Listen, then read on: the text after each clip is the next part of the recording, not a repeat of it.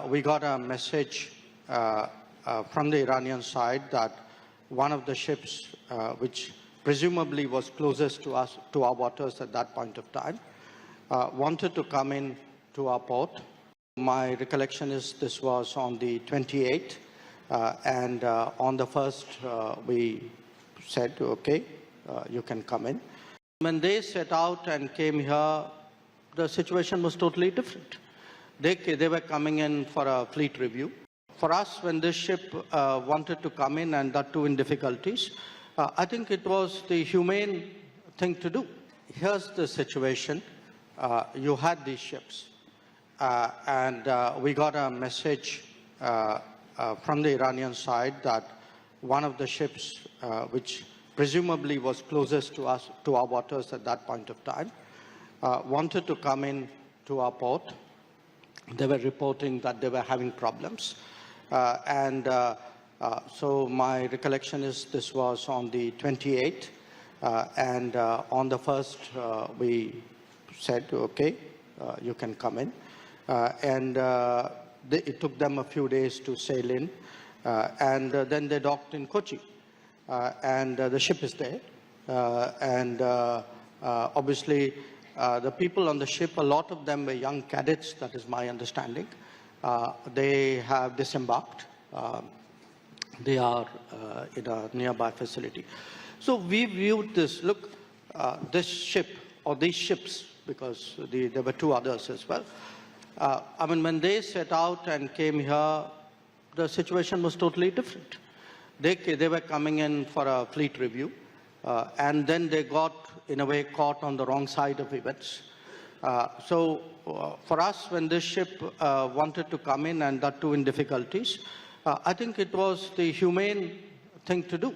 I think we were guided by that principle. And in a sense, of the other ships, one obviously had a similar situation in Sri Lanka, and they took the decision which they did, and one unfortunately didn't make it. I think where we really approached it from the point of view of, in a sense, of humanity, of other than, whatever the legal issues were, and I think we did the right thing. Right, and I understand India did the best that could have been done under the circumstances, but the criticism is that this happened in India's, and I'm quoting, backyard. And this is, we've said in the past that the Indian Ocean is in the Indian Ocean. So what does it mean for India's position as a net security provider in this region? No, look, I don't think, I think there's a lot of social media debates going on this. Social media, by its very nature, is a forum for very sharp, angular, sometimes extreme expression of views. I mean, people have a right to express that.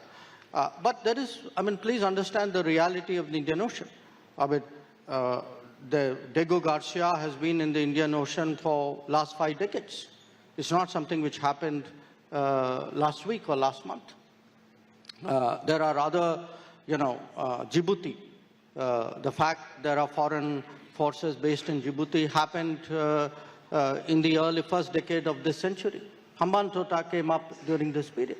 So the idea that, somehow the Indian Ocean is limited to only the countries of the Indian Ocean, others aren't there. The Fifth Fleet is based in Bahrain.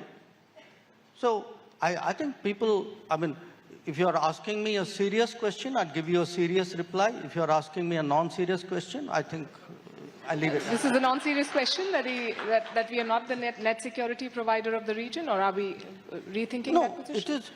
I think any serious question has to take into account what is the ground or the water situation out there.